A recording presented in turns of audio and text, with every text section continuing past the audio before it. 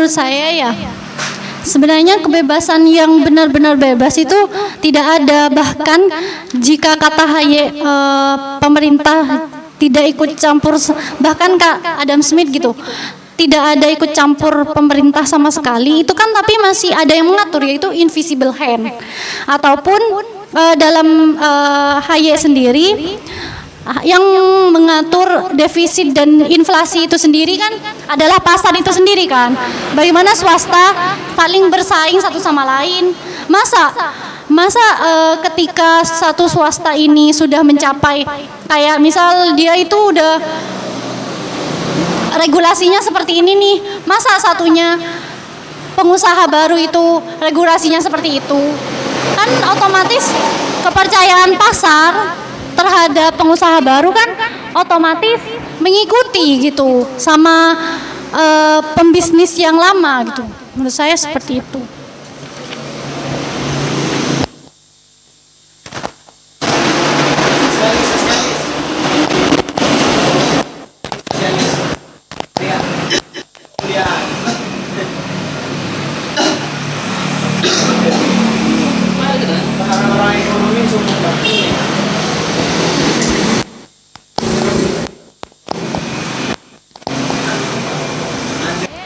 Salah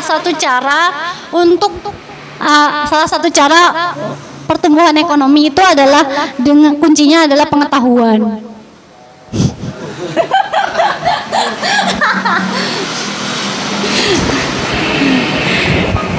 Dan cara praktis untuk mengatur masyarakat modern itu mau nggak mau kapitalisme. Mau nggak mau. Tapi kan kapitalisme sekarang itu semakin bertransformasi menjadi lebih baik gitu kan. Dia kan kenapa dia memilih kapitalis? Dia kan menolak komunis kan. Iya, dia sangat tidak suka dengan sosialisme dan intervensi pemerintah berlebihan.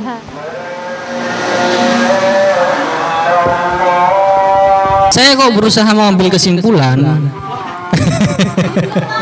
Enggak, kesimpulannya adalah absurd gitu. Entah ini teorinya yang absurd, apa yang disampaikan secara absurd, sehingga saya menyimpulkan absurd gitu. Kenapa? Karena seolah-olah membahas teori ekonomi liberal Hayek, seolah-olah kita menafsirkan keadaan sekarang gitu maksudnya. Jadi tanpa teori ini pun kita sudah seolah-olah membicarakan ekonomi sekarang gitu. Jadi ekonomi berjalan seperti ini, pemerintah hanya mengatur. Jadi yang ditawarkan Hayek ini sebenarnya apa? Atau memang era sekarang itu memang ada gara-gara inspirasi dari Hayek gitu.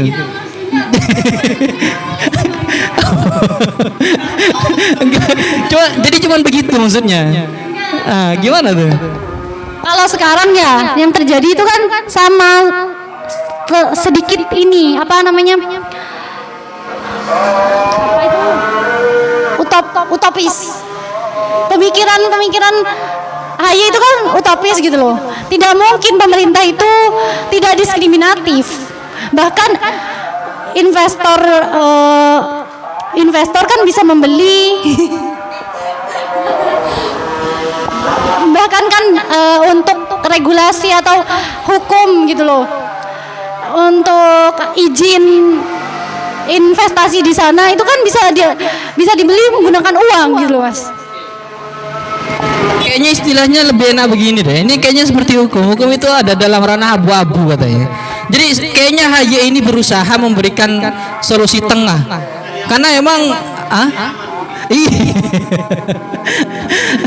menjabatani antara peradaban lama dengan peradaban neoliberalisme seperti ini. Jadi memposisikan gagasan ekonomi liberal itu berada dalam gagasan abu-abu.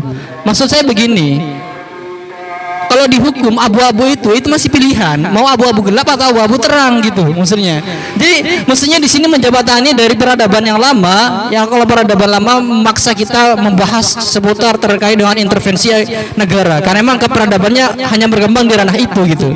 Kalau sekarang itu kebebasan secara penuh, misalkan kebebasan secara penuh terlahir dalam ekonomi. Hayek itu berusaha menjabatani antara itu. Jadi tetap, makanya saya minta pertanggungjawaban. Menjadi abu-abu itu harus jelas terang atau gelap gitu maksudnya. Jadi yang jadi fokus pembahasan Hayek bukan dalam tatanan ide, bukan terkait dengan tatanan gagasan, tapi terkait dengan tatanan realismenya sendiri. Itu seperti apa? Atau abu-abu terangkah atau abu-abu gelapkah? Jadi misalkan begini contohnya, yang ideal kan menurut Haye kan misalkan ekonomi dan pemerintah memiliki hak untuk mengatur. Jadi misalkan aturan di sini itu ruang lingkupnya apa? Misalkan bolehkah pihak swasta itu diberikan hak untuk berkembang tanpa adanya pajak? Jadi kan nanti kita punya bahasan baru bahwasanya pajak itu salah satu sumber intervensi pemerintah terhadap ekonomi swasta. Jadi menurut Haye hal-hal seperti ini, jadi sub-sub seperti ini, itu yang saya minta penjelasan. Sebenarnya yang disebut dengan pemerintah mengatur terkait dengan ekonomi swasta dan ekonomi pribadi itu seperti apa? Ruang lingkupnya, batasannya seperti apa? Bisakah juga seperti misalkan kayak pajak itu termasuk dalam intervensi pemerintah terhadap ekonomi swasta? Sehingga nanti muncullah sub-sub baru di mana nanti ada ruang lingkup baru terkait dengan gagasannya Haye ini. Jadi seolah-olah kita tidak hanya membahas pembahasan ini dia hanya selesai dalam gagasan atau ide pokok gitu. Jadi kita membahas secara real bagaimana ekonomi ideal yang diharapkan oleh Haye itu sendiri gitu misalkan. Jadi bebas ya sudah, pemerintah itu hanya memberikan izin di awal, tidak hanya memberikan izin dan pengawasan, tidak ada sanksi atau tidak ada seperti pajak dan lain sebagainya di akhir. Misalkan ada pelanggaran kan seperti itu. Jadi ruang lingkupnya jelas gitu. Seperti apa jadi? Nah sebenarnya salah satu upaya, maksudnya yang diharapkan juga dari ekonomi liberalnya Haye ini dari negara itu adalah salah satunya adalah pemberian pajak terhadap perusahaan-perusahaan asing yang besar. Ini juga proses bagaimana negara turut andil dalam mengendalikan juga.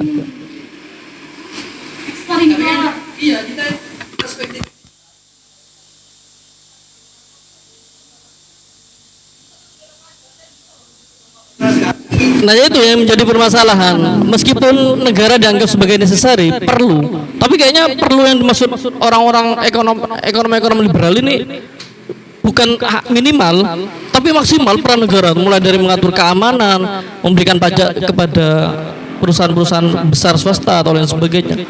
Masa sampai ranah-ranah seperti itu? Itu sebenarnya yang dipertanyakan. Sebenarnya yang dimaksud Haye kan mungkin internalnya, Mas.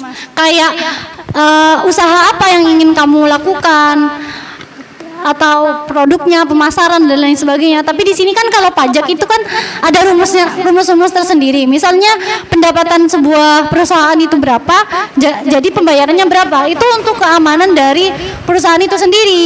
Itu dia pajak kayak pajak dianggap sudah biasa gitu kan. Ya. Pajak ini karena ini keikutsertaan negara untuk pengambilan peran gitu loh. Karena salah satunya untuk memberikan perlindungan kepada negara, perlindungan kepada pihak swasta. Nah, dan juga kan negara kan juga mengatur kan dari mulai izin, terus layak atau tidaknya sebuah perusahaan untuk melakukan usaha. Terus juga rekrutmen itu kan ada undang-undangnya kan, ya kan Mas ya? Rekrutmen itu kan ada undang-undangnya dan bagaimana seharusnya negara memberikan hak dan kewajibannya kepada pegawainya, gitu kan? Itu kan diatur oleh pemerintah. Masalahnya kan menyentuh ranah pajak itu tadi.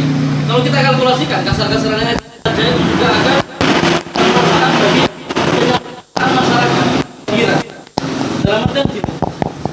Itu kan sebenarnya kalau kita lihat secara kalkulasi, penarikan pajak itu adalah salah satu bentuk upaya agar pemerintah itu bisa melakukan keadilan terhadap warga negara. Dalam artian semakin besar perusahaan itu semakin diminta besar pajaknya, dan itu otomatis juga akan didistribusikan pada orang-orang miskin nanti. Secara logika kan gitu. Tapi yang secara menjadi permasalahan itu adalah meskipun negara itu sudah mengambil banyak pajak terhadap perusahaan-perusahaan besar, tapi di sisi lain harapan-harapan seperti halnya terciptanya kesejahteraan masyarakat miskin atau sebagainya itu masih stagnan di tempat. Jadi yang seharusnya di sebelah left kiri kita itu meningkat, seharusnya kanan juga meningkat juga. Tapi sekarang tuh fenomena sekarang itu sebaliknya. Bahkan yang bertujuan biaya pajak tersebut bertujuan untuk mendistribusikan kesejahteraan masyarakat, itu masih belum menemukan titik temu di situ dari penarikan pajak itu sendiri bagi negara.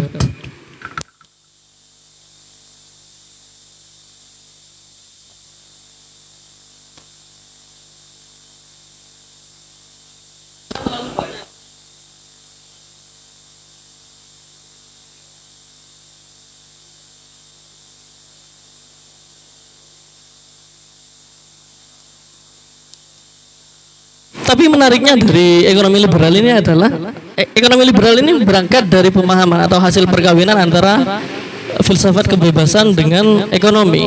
Kalau lebih spesifik, ini adalah perkawinan antara eksistensialismenya Sartre dengan tindakan-tindakan dalam ekonomi. Kenapa saya bilang seperti itu? Karena dalam ekonomi liberal itu juga menghendaki kata Hayek. Meskipun pada dasarnya kita diberikan kebebasan untuk sebagai pelaku ekonomi untuk melakukan tindakan-tindakan ekonomi, tapi di sisi lain kita juga harus bertanggung jawab atas apa yang kita lakukan. Hayek juga menekankan itu.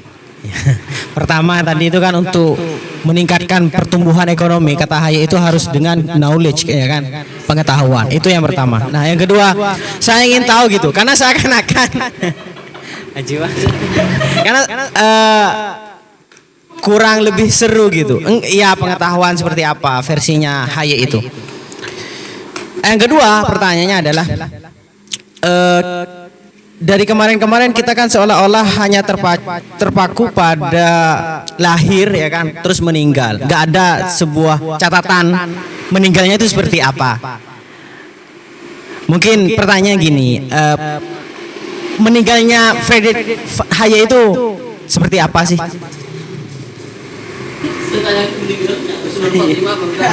Enggak, bukan persoalan husnul khotimah atau apa kan? Karena seakan-akan dari konsepnya itu seolah-olah ya kata tadi ada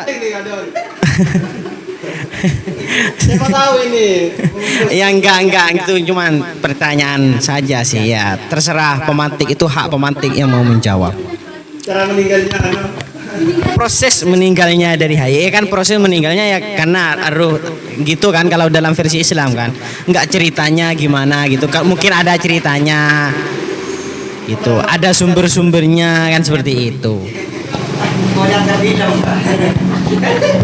Enggak, karena juga penting semisal kayak yang meninggalnya yang menjadi kayak itu membungkam kritik dan mengubur kebenaran itu kan meninggalnya ya gimana ya, ironi sih. Itu hak pemantik sih yang mau menjawab, karena saya sebagai audiens di sini. Pengetahuan mungkin ya, pengetahuan subjektif ya, pengetahuan tentang pentingnya kapitalisme itu sendiri dan bagaimana kesadaran individu untuk memajukan perekonomian negara, bahkan dirinya sendiri ya. Iya, tentang bagaimana dia bisa bertahan hidup di ranah kapitalisme yang cenderung liberal, dan bagaimana individu itu tidak pemikirannya itu bebas untuk memberikan ide, untuk melakukan usaha seperti itu untuk pembangunan sebuah negara. Negara ya, pembangunan ekonomi. Jadi kalau kematian Hayek itu sendiri, dia meninggal ya karena usianya sudah sepuh. Dia kan meninggal pada usia 92 tahun usianya. 92.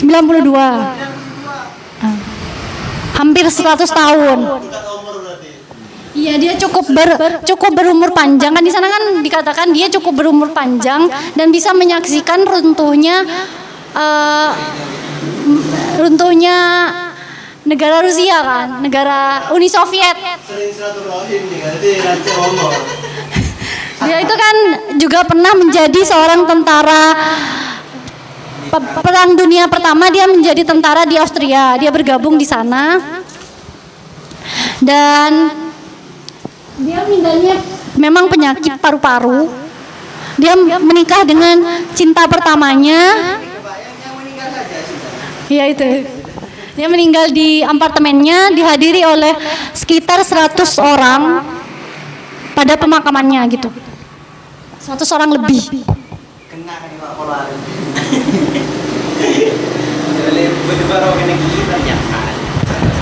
Daripada karma kan cuma 7 orang ya, 7 orang yang hadir ke pemakamannya. Saya tetap berangkat dari pemahaman pola tradisi sosialisme ya. Saya ingin mengkritik terkait ekonomi liberalnya Hayek. Seperti yang saya katakan di awal tadi, ekonomi liberal itu produk utama dari ekonomi liberal itu adalah kapitalisme. Kapitalisme itu adalah muara dari munculnya apa yang disebut dengan monopoli dalam sistem ekonomi pasar. Nah, yang menjadi persoalan sekarang itu adalah seperti saya katakan tadi juga, monopoli itu Hayek itu kan dianggap bahwasanya ekonomi liberalnya itu akan memunculkan sebuah monopoli pasar. Tapi Hayek berdalih bahwasanya monopoli itu disebabkan gara-gara negara terlalu besar keterlibatannya dalam pelaku-pelaku ekonomi atau sistem pasar. Nah, sekarang tuh logikanya gini. Saya tidak setuju dengan dalih yang disampaikan oleh Hayek itu, karena saya rasa memang benar adanya ekonomi liberal itu menghasilkan kapitalisme yang kemudian bisa dengan luasa melakukan monopoli. Karena gini, logikanya ya, kita mengenal IMF, tahu ya orang-orang ekonomi, IMF, International Monetary Fund. Jadi itu kayak semacam lembaga simpanan uang. Jadi negara-negara yang ingin minjem uang itu bisa ke IMF. Nah, IMF sendiri itu kebijakannya diatur oleh salah satu sebuah forum, saya lupa namanya. Nah, forum itu dikuasai oleh orang-orang pengusaha besar. Nah, sedangkan prinsip utama dari ekonomi liberal itu adalah kebebasan individu, yang kemudian dari kebebasan tersebut muncul sebuah kompetisi. Kompetisi tersebut kemudian muncul inovasi-inovasi atau kreativitas yang kemudian bisa perilaku ekonomi atau sistem ekonomi itu semakin berwarna dari inovasi ataupun kreativitas dari individu. Nah, sebenarnya kalau kita mengaca ya, kompetisi itu ujung-ujungnya akan membentuk apa yang disebut dengan memperkaya diri. Kalau istilahnya Angel itu dalam bukunya The Origin of the Family itu kan dijelaskan bahwasanya kapitalisme itu berasal dari bagaimana seseorang itu memperkaya diri dengan memiliki ladang atau luasan hektar agraria, pertanian atau sebagainya. Itu bersumber dari itu kapitalisme. Maka dari itu kalau kita tarik pada ranah tadi, emang benar saya sepakat bahwasanya proses kompetisi ini ujung-ujungnya akan menghasilkan orang-orang besar yang memiliki modal-modal kekayaan itu secara pribadi itu menggembung. Sedangkan di sisi lain orang-orang miskin itu tidak mendapatkan apa-apa dari pengembungan kekayaan tersebut, sehingga kekayaan tersebut yang dikuasai oleh pengusaha itu kemudian mereka berhasil dengan leluasa menciptakan monopoli dengan cara sebuah forum tadi. Forum tersebut kemudian bisa menentukan kebijakan-kebijakan apa yang berada di dalam IMF tadi. Kalau kita logikakan secara step by step kayak gitu logikanya. Jadi saya sepakat dengan kalangan sosialisme bahwasanya emang ujung-ujungnya ekonomi liberalnya akan menghasilkan kapitalisme dan dengan leluasa bisa menciptakan monopoli pasar gitu.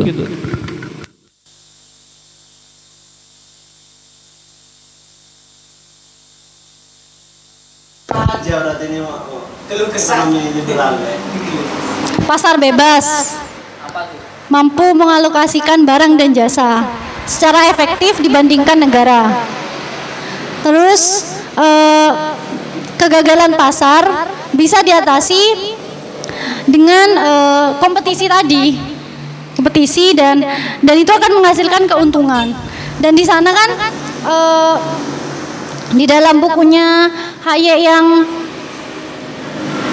The Root of Serfdom, Ancaman Kolektivisme pada tahun 1944. Di situ dijelaskan bahwasanya itu tadi intervensi negara, tentang negara sosialisme itu sebagai bandit, adanya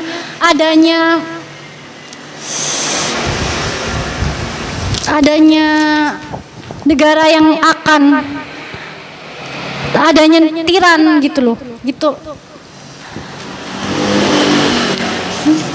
Kok ojang ya lah keluar. Jadi sedangkan tadi Mas Fakih mengatakan bahwasanya kapitalisme itu kan ancaman, tapi bukan berarti sosialisme itu adalah jawaban, ya, bukan solusi untuk manusia itu bebas gitu. Karena manusia sendiri itu adalah sosok individu yang bebas dan berbeda setiap individunya. Dan di sini Hayek sangat menekankan itu, karena ya salah satunya kan itu kan kolab antara filsafat ekonomi dengan kebebasan, yaitu eksistensialis gitu kan. Iya Mas. Karena logikanya gini, kayak semacam aja sekarang.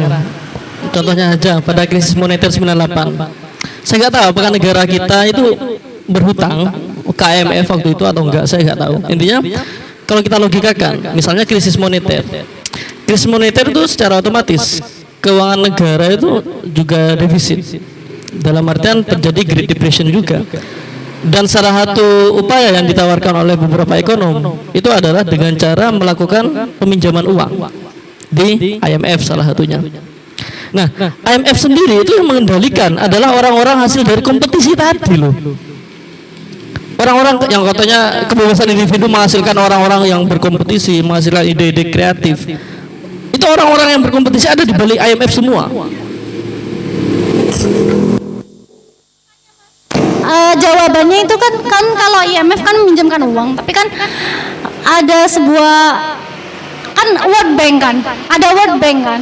Di mana World Bank itu kan salah satu negara tujuan itu adalah negara yang bekas jajahan dari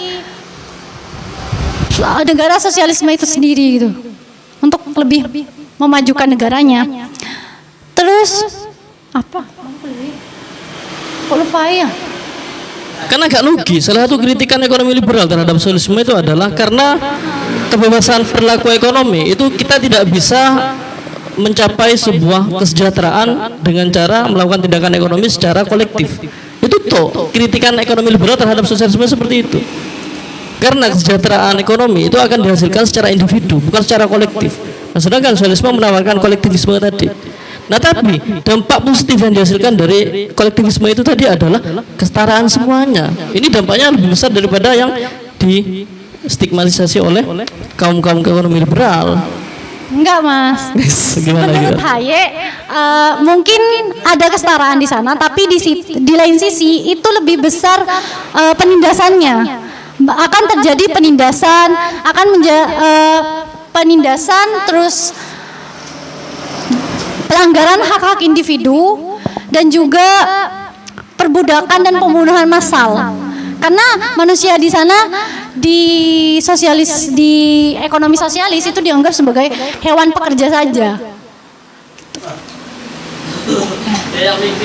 Sedangkan dalam ekonomi kapitalisme, dan di sini makanya agar tidak terjadi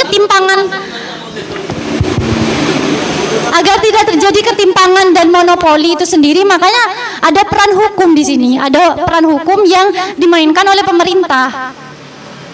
Gitu. Ya walaupun ketimpangan, kompetisi yang berlebihan itu tidak bisa dihindari dalam ekonomi kapitalisme.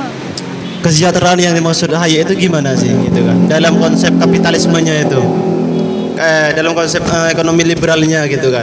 Karena kan yang tadi selalu dimunculkan oleh pemantik itu adalah kompetisi. Sedangkan kompetisi itu bukan malah untuk kesejahteraan. Kompetisi itu untuk bentuk halus dari tirani gitu kan. Saya menganggapnya demikian. Kompetisi itu sebagai bentuk halus dari tirani. Jadi yang dimaksudkan kesejahteraan dalam ekonomi liberalnya Hayek itu seperti apa? Kalau memang dalam ekonomi liberalnya itu salah satu tujuannya adalah untuk kesejahteraan dalam ekonomi tersebut, gitu.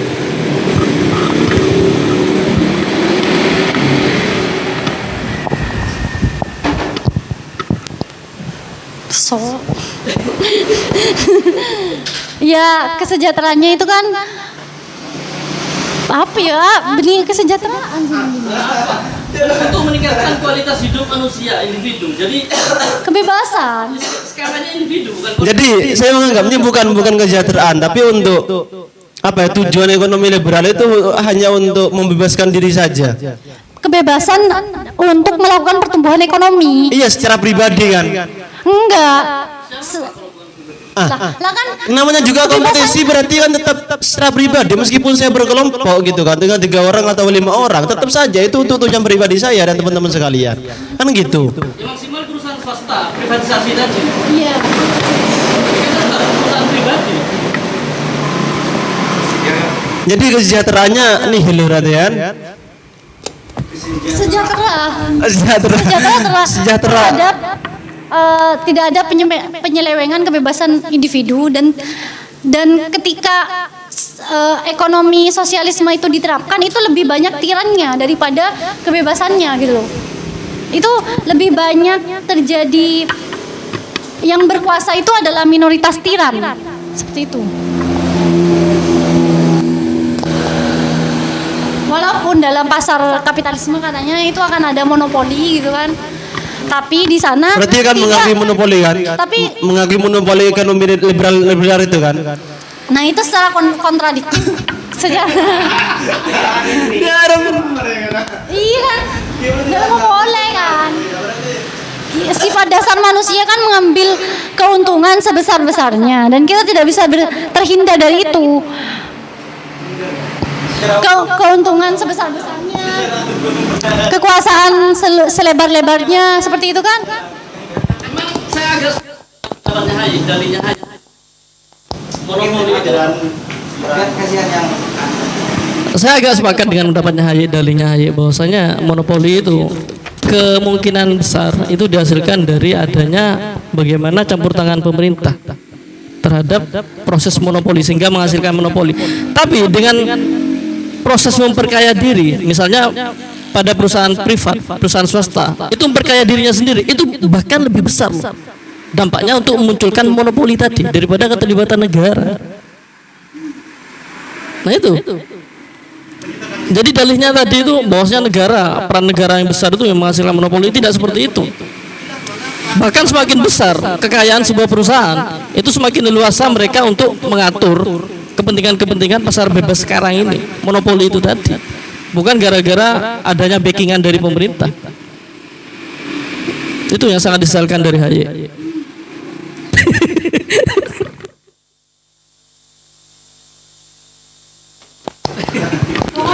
Nah, oleh karenanya itu kan saya tadi sebenarnya tanya, ini meskipun abu-abu ini sebenarnya pro kepada ini pro terhadap perkembangan ekonomi pribadi atau swasta atau pro terhadap intervensi pemerintah, kan gitu sebenarnya pertanyaan saya tadi. Jadi ini lebih pro kemana kalau Haye ini kan itu? Oke, ya udah, enggak apa-apa gitu. Terus saya sebenarnya sedikit mengerti, sedikit aja.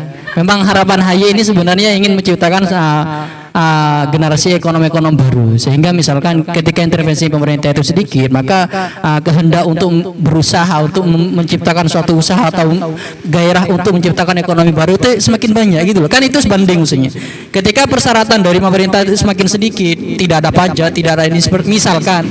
Jadi manusia itu memiliki angan-angan untuk menciptakan suatu ekonomi baru. Karena intervensi pemerintah itu semakin sedikit. Seperti saya sedikit mengerti di bidang itu gitu. Maksudnya. Jadi ketika pemerintah memberikan intervensi yang sedikit, maka peluang manusia untuk menciptakan ekonomi baru itu semakin tinggi, semakin meningkat gitu. Itu kan logik tuh sebenarnya, logik.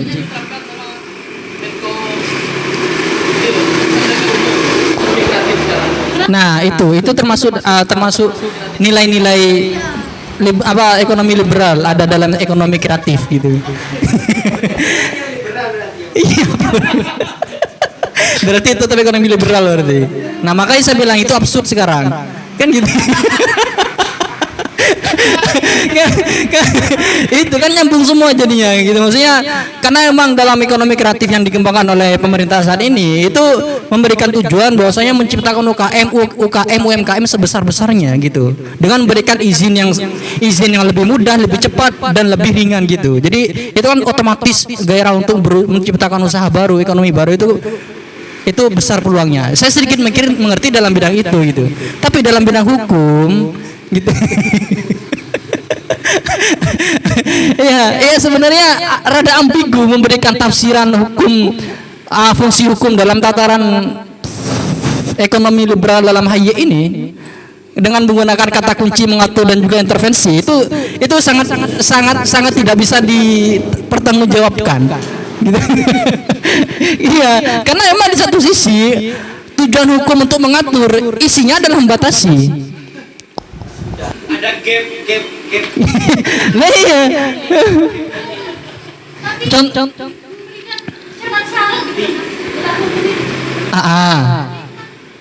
Iya oke.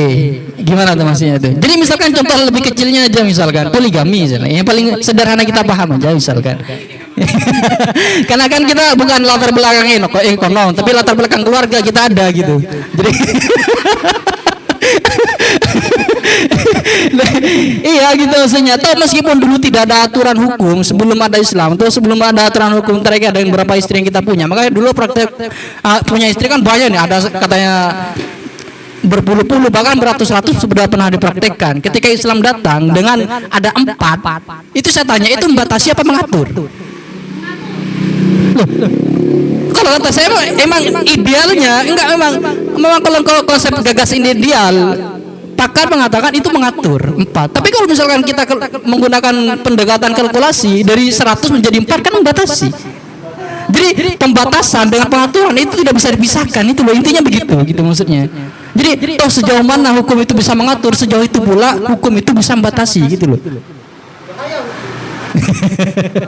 Jadi sebenarnya saya rada bingung menggunakan kata kunci yang batasi dan juga mengatur itu sejauh mana ruang lingkupnya gitu. Jadi kalau mengatur itu contohnya seperti apa, membatasi itu contohnya seperti apa, kan susah kita.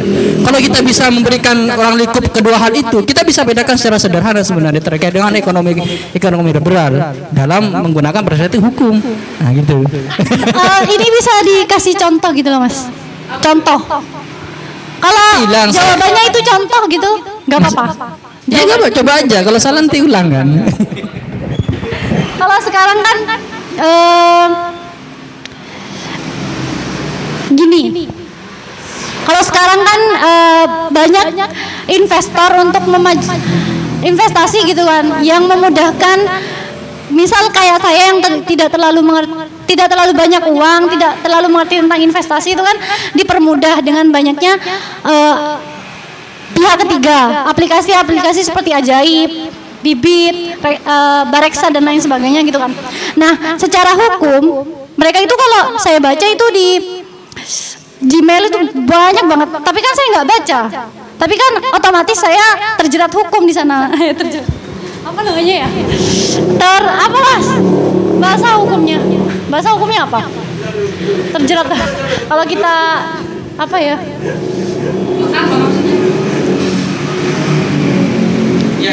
Ya itulah. Tapi kan kalau zaman dulu kalau mau investasi misalnya mereka itu kan harus punya uang, mendepositkan uangnya minimal 3 juta dan harus pergi ke bursa efek, harus telepon dan lain sebagainya. Itu kan lebih sulit gitu loh. Jadi ekonomi HY menurut HY itu harus mempermudah dan tidak ada klasifikasi usia, gender dan lain sebagainya gitu maksudnya. Tapi kalau secara regulasi hukum yang kata Mas itu mengatur dan membatasi itu harus perlu dan ada agar tidak terjadi kayak misal ilegal atau investor bodong dan mengacaukan perekonomian lah. Itu maksudnya. Ya oke. Berarti saya sebenarnya sedikit paham lah. Ya maksudnya dengan kemudahan akses, kemudahan perizinan itu termasuk salah satu contoh bagaimana penerapan dari teori ekonomi liberal. Mungkin seperti itu, mungkin saja kalau dari saya. Karena begini, kalau misalkan terlalu bebas, misalkan bebas yang freedom yang diinginkan teman-teman kan kita kan bergejolak sebenarnya. Kita kan sebenarnya pengen sebenarnya nih konsepnya ini sebenarnya bebas aja gitu ya, tanpa ada intervensi pemerintah satupun gitu. Karena kan kita lebih menarik ke situ sebenarnya. Tanpa adanya hukum justru. Justru di situ hukum ada. Salah satu tujuannya memberikan perlindungan terhadap konsumen atau terhadap pelaku. Nah, contohnya apa? Kripto misalkan.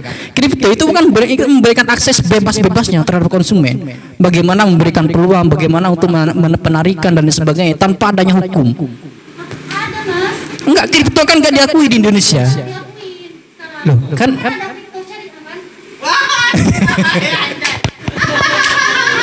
Tapi memang kripto tidak dibiarkan untuk menjadi pembayaran yang sah. Itu diharamkan oleh MUI karena pembayaran uang itu, pembayaran yang sah itu kan rupiah. Jadi kan kripto kan sampai ada yang dijadiin bahan pembayaran gitu loh. Sebenarnya kan nggak boleh. yaudah.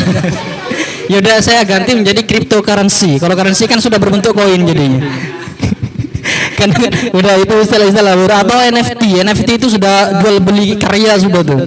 Jadi udah itulah istilahnya itu.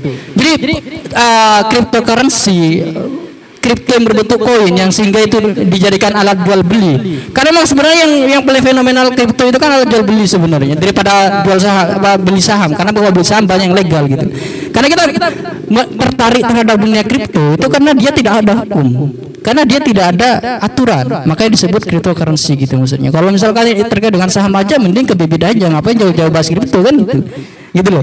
Jadi apalagi dia kan perjalanannya kan dia lintas negara, maka itu orang lebih tertarik di situ. Bagaimana terjadi ekonomi pasar bebas antar negara tanpa adanya hukum? Itu kan menarik gitu. Kan kita sebenarnya lebih menarik membahas itu. Tapi itulah ide tentang oleh HY sebenarnya kan, terlalu bebas atau juga terlalu ada intervensi. Jadi mungkin yang tidak diinginkan HY dalam ekonomi bebas seperti itu. Bagaimana ekonomi itu terjun sebebas-bebasnya? Karena ketika ekonomi itu bebas, maka peran pemerintah salah satunya dalam melindungi konsumen itu tidak tercipta. Karena misalkan ketika kita punya saham di cryptocurrency, kemudian terjadi beberapa fenomena masalah, problem, sehingga uang kita habis, maka negara tidak bisa membantu untuk penarikan dan lain sebagainya. Itulah salah satu gunanya hukum, memberikan perlindungan terhadap konsumen kan gitu. Ya udah. Kesimpulan pendek ya, bahwasanya ekonomi liberal ini ada. Ekonomi liberal ini kalau menurut saya pribadi itu relevan dan sangat bermanfaat untuk menumbuhkan para ekonom-ekonom kreatif, karena di situ ada bisa menstimulasi mereka, bisa merangsang mereka agar membentuk ekonomi-ekonomi kreatif tadi mulai dari nol misalnya, terutama pelaku-pelaku ekonomi kecil. Dan jika ekonomi liberal ini diterapkan pada ranah-ranah besar dalam artian skala perusahaan-perusahaan besar asing atau bahkan dunia, itu dampaknya sangat berbahaya. Mungkin seperti itu yang dapat kesimpulan saya sih.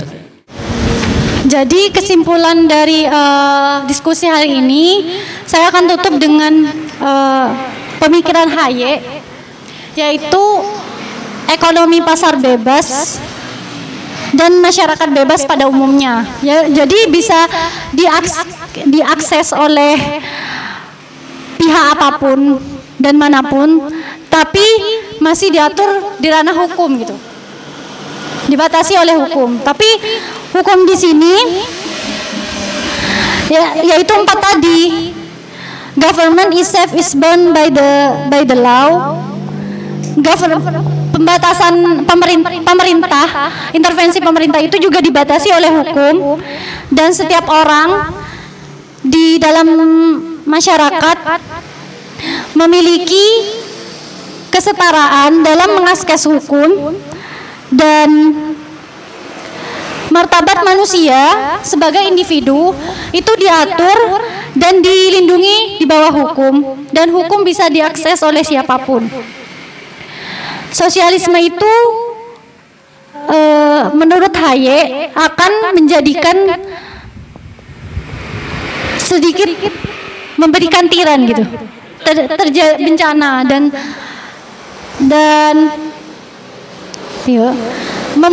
yang berkuasa itu adalah para minoritas tiran, dan sedikit menyelewengkan kebebasan individu. Assalamualaikum warahmatullahi wabarakatuh.